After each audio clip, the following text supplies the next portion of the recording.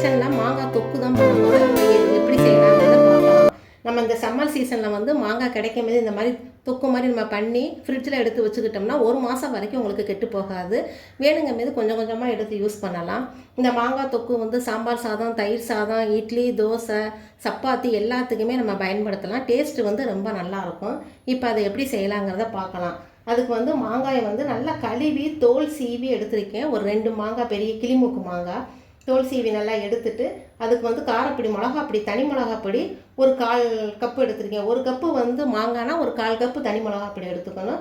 1/4 cup வந்து உப்பு எடுத்துக்கிடுவோம். 1 spoon வெந்தயம், 1 ஸ்பூன் கடுகு எடுத்துருக்கோம். இதை வந்து நம்ம வறுத்து பொடி பண்ணி வச்சுக்கலாம். பொடி பண்ணி வச்சுட்டு இப்போ ஊறுகாயாக தாளிக்கலாம். இப்போ எப்படி செய்யலாங்கிறத பார்க்கலாம். இந்த தொக்கு செய்கிறதுக்கு நம்ம எடுத்து வச்சுருந்த வெந்தயத்தையும் கடுகையும் வறுத்து எடுத்து வச்சுக்கிடுவோம். உங்களுக்கு நல்லா வந்து படபடன்னு பொரிகிற அளவுக்கு வறுத்துக்கிடுவோம். ஒரு நிமிஷம்.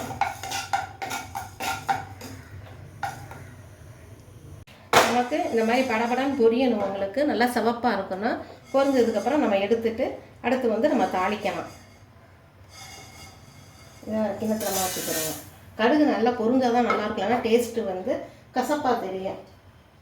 இப்போ எண்ணெய் வந்து ஒரு 1/4 டம்ளர் இதில் எடுத்துருக்கு. எப்படி 1 டம்ளர் எண்ணெய் தேவைப்படும் நமக்கு. நாட்டு சக்கு நல்லெண்ணெய் தான் சேர்க்கணும். நல்லெண்ணெய் சேர்க்கும்போது டேஸ்ட்டு வந்து ரொம்ப நல்லா இருக்கும். இந்த எண்ணெய் சூடாக காயட்டும். நாட்டு சக்கு நல்லெண்ணெய் சேர்த்துருக்கோம். எண்ணெய் நல்லா காஞ்சிருச்சு. காஞ்ச உடனே நம்ம வந்து கடுகு வந்து ஒரு ஸ்பூன் சேர்த்துக்கிடுவோம். கடுகு நல்லா பொரிய மேது வெள்ளைப்பூடு வந்து ஒரு 4 வெள்ளைப்பூடு தட்டி வச்சுக்கிடுவோம். 1-2மா அதையும் சேர்த்துக்கிடுவோம். அடுப்பை வந்து நல்லா சிம்மிலேயே வச்சு செய்வோம்.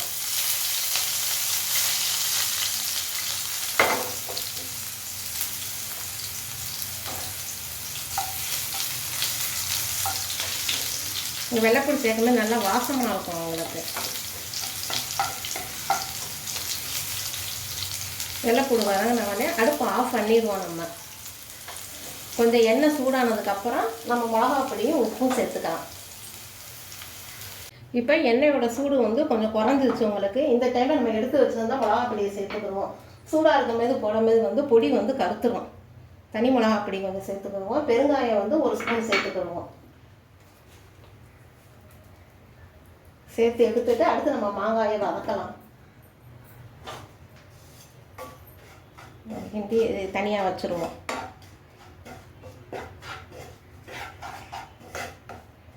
மாங்காயை நல்லா எண்ணெய் தண்ணி சத்து இல்லாமல் வதக்குனதுக்கப்புறம் நம்ம அந்த பொடியை சேர்க்கலாம். இப்போ நம்ம கடாயை வச்சுருக்கோம். கடாயை நல்லா சூடாகிடுச்சு. நம்ம எடுத்து வச்சுருந்த எண்ணெயை கொஞ்சம் சேர்த்துக்கிடுவோம். நம்ம 1 கப்பு மாங்காய் எடுத்தோம்னா எப்படியும் 1/2 கப்பு எண்ணெயும் தேவைப்படும்.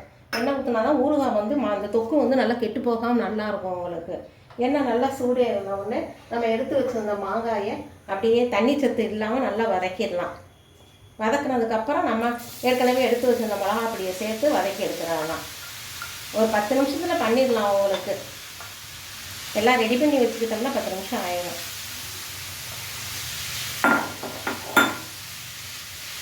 இது செஞ்சு வச்சோம்னா 1 மாதம் வரைக்கும் இந்த மாங்காய் தொக்கு வந்து உங்களுக்கு கெட்டு போகாது. டேஸ்ட்டு வந்து ரொம்ப நல்லாயிருக்கும்.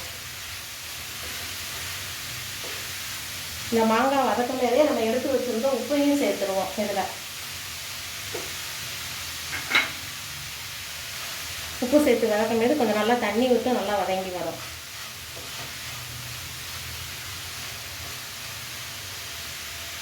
இப்போ ஒரு 5 நிமிஷம் ஆயிடுச்சு. இங்கே பாருங்கள், ஓப்பன் பண்ணி பார்க்கலாம். நல்லா பாருங்கள், சுற்றி பாருங்கள், ஃபுல்லாக எண்ணெய் நல்லா பிரிஞ்சு வந்துருக்குது பாருங்கள். தண்ணி சத்து பூரா குறைஞ்சு. இப்போ இந்த டைமில் நம்ம ஏற்கனவே வந்து மிளகாப்பொடி கொஞ்சம் எண்ணெயில் வந்து சூடு பண்ணி எடுத்து வச்சுருந்தோம்ல, அதை வந்து இப்போ சேர்த்துருவோம். நம்ம சேர்த்து அப்படியே நல்லா மிக்ஸ் பண்ணிடலாம். மிளகாப்பொடியும் உப்பும் உங்களுக்கு தேவைப்பட்டால் இன்னும் கொஞ்சம் சேர்த்துக்கோங்க. நம்ம காரத்தை பொறுத்து இருக்குது. நம்ம ஏற்கனவே வெந்தயமும் கடுகும் பொடி பண்ணி வச்சுருக்கோம். அதையும் சேர்த்துடலாம். அதையும் சேர்த்து மூடி வைப்போம். திருப்பி அப்படியே கிண்டிக்கிட்டே இருக்கலாம். திருப்பி இந்த நம்ம ஊற்றின எண்ணெய் கூட திருப்பி பிரிஞ்சு வரணும். அப்போ தான் வந்து இந்த தொக்கு வந்து உங்களுக்கு கெட்டு போகாமல் இருக்கும். கடுகு வெந்தயமும் நுணுக்கி வச்சுருந்தோம். அந்த பொடியையும் சேர்த்துக்கிடுவோம். மஞ்சள் பொடி ஒரு 1/2 ஸ்பூன் சேர்த்துக்கலாம்.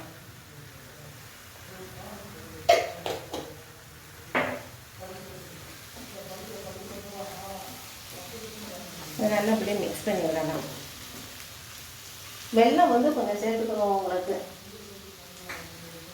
ஒரு 1/2 ஸ்பூன் வெல்லம் சேர்த்தோம்னா அந்த இனிப்பு புளிப்பு எல்லாமே சேர்ந்து வரும். டேஸ்ட்டு வந்து ரொம்ப நல்லாயிருக்கும் மாங்காய் தொக்கு.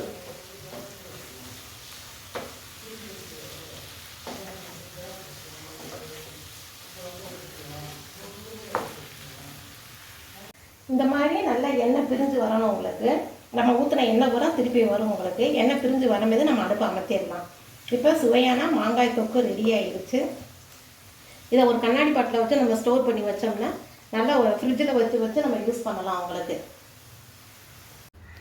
இந்த மாதிரி செஞ்சு பாருங்கள். டேஸ்ட்டு வந்து ரொம்ப நல்லா இருக்கும் உங்களுக்கு. இந்த சீசன் மாங்காய் வந்து கிடைக்கிற நேரத்தில் இந்த மாதிரி பண்ணி வச்சோம்னா ஊறுகாய் வந்து கெட்டு போகாமல் நம்ம ஃப்ரிட்ஜில் வச்சு யூஸ் பண்ணலாம். இந்த மாங்காய் தொக்கு வந்து நம்ம தயிர் சாதத்துக்கு, வெந்நீர் பழைய இதுக்கெல்லாம் வச்சு சாப்பிட்டோம்னா டேஸ்ட்டு ரொம்ப நல்லாயிருக்கும். வெறும் ஒயிட் ரைஸு கூட இந்த மாங்காய் தொக்கை வச்சுட்டு ஒரு வத்தல் பொரிச்சு வச்சு கூட நம்ம சாப்பிடலாம். உங்கள் கருத்துக்களை கமெண்ட் பாக்ஸில் தெரியப்படுத்துங்க. ஷஸ்டிகா கிச்சனை உங்களுக்கு பிடிச்சிருந்ததுன்னா லைக் பண்ணுங்கள், ஷேர் பண்ணுங்கள், சப்ஸ்கிரைப் பண்ணுங்கள். Okay, by.